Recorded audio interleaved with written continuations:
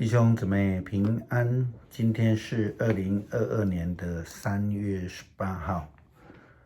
今天的经文是诗篇63篇第1到第8节，但以理书第12章第1到第4节，启示录第3章第1到第6节。有人问牧师，现在苏俄侵略攻打乌克兰，世界也差不多可能进入第3次世界大战了，又天候环境的变化也都乱了节气，末日是不是要到了呢？基本上这样的问题是问错了，因为耶稣基督他曾经说过，那日子那时辰没有人知道，连子也不知道，只有父知道。再者，既然说苏俄的侵略可能会引发第3次世界大战的话，那么牧师要问，前2次的世界大战期间，是不是应该有人也问过同样的话，现在是不是世界末日了呢？答案是还不是，但是很多的迹象都有末日的现象，很像啊。那么人们应该如何呢？其实这些景象是为了要提醒我们，应当要被警醒，而不是要我们去猜想末日是哪一天。但以理说，那位穿细麻纱衣服的天使说，那时守护你同胞的天使长米迦勒要出现，然后将有一段灾难的时期，是立国以来最大的灾难。在那时期，你同胞中名字登记在生命册上的，都会得到拯救。有许多已故的人将复活，有的要享受永恒的生命，有的要受永远的羞辱。明智的领袖们将发光，像天上的光体一样。那些教导多人秉公行义的，将像星星一样永远发光。但以理啊，你现在要把这些书卷合起来，加上封印，一直到世界的末日。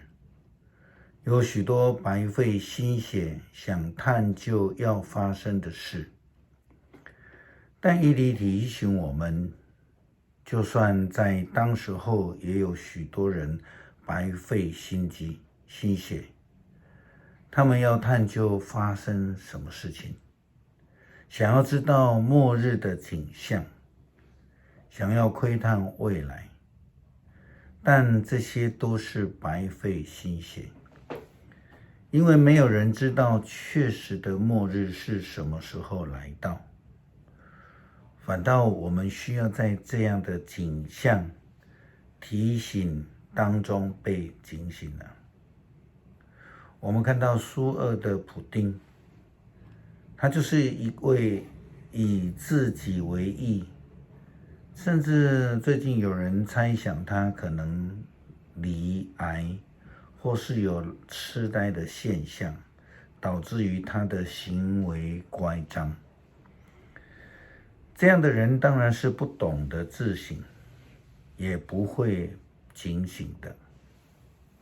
末日有一天一定会临到的。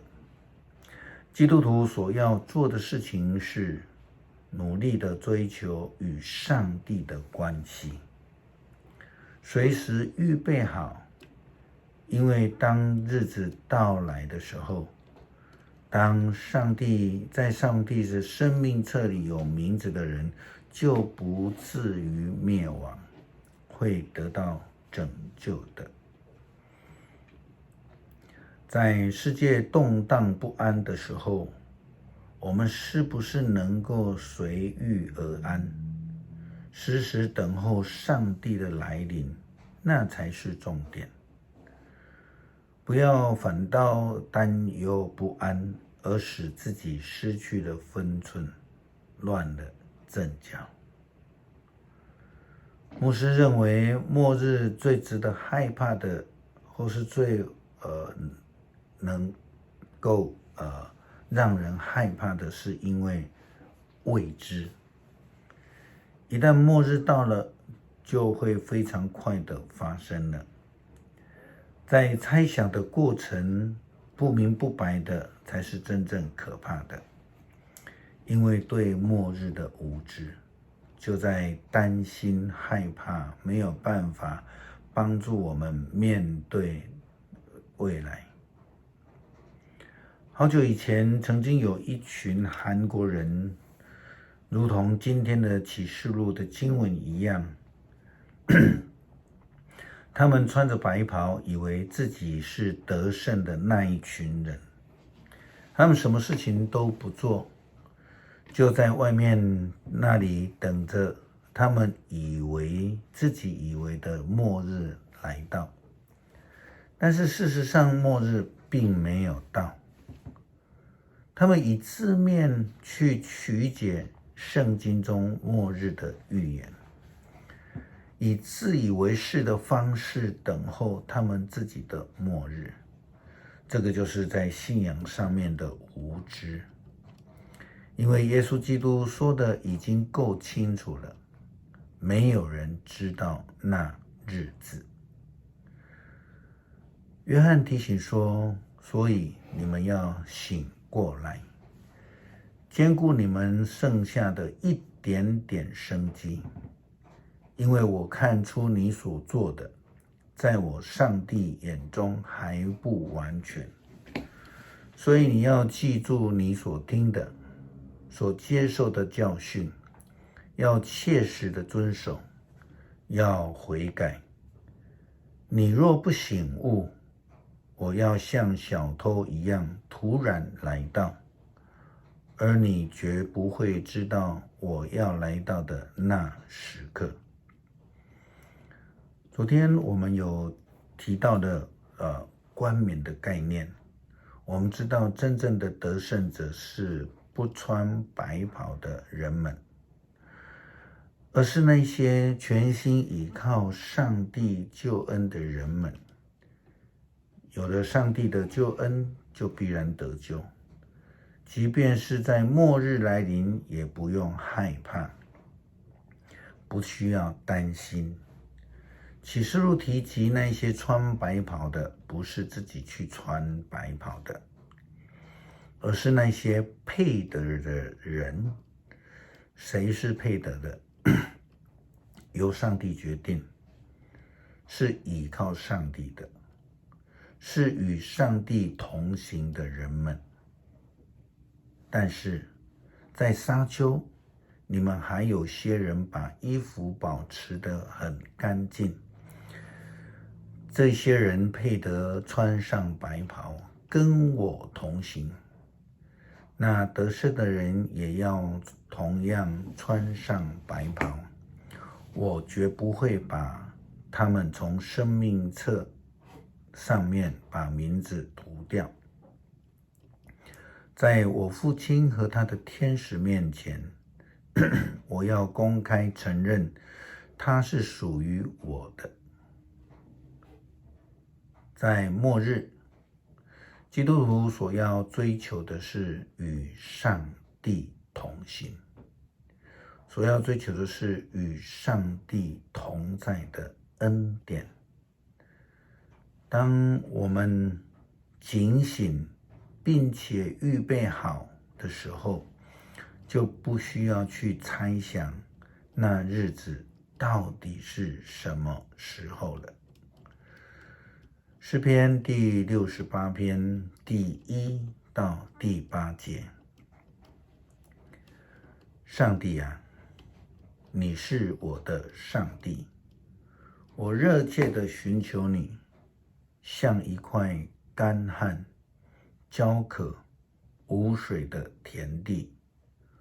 我切望你，我渴慕你。求你让我在圣所朝见你，让我看见你大能和你的荣耀。你永恒的爱比生命宝贵，因此我要颂赞你。我一生一世要感谢你。我要举起双手向你祷告。我的灵要饱享盛宴，我要向你歌唱，唱欢乐的赞美诗。我躺在床上的时候纪念你，我整夜默想你，因为你时时的帮助我。我在你的翅膀的庇护下欢乐唱歌，我紧紧地跟随你，你的右手扶持我。主啊，当我们看到世界的纷乱时候，我们更明白我们需要你，需要你的恩典、保守以及看顾。我们更需要追求你的美善，来与你同行。感谢主，也求主继续带领保守我们。祷告是奉主耶稣基督的名求，阿们。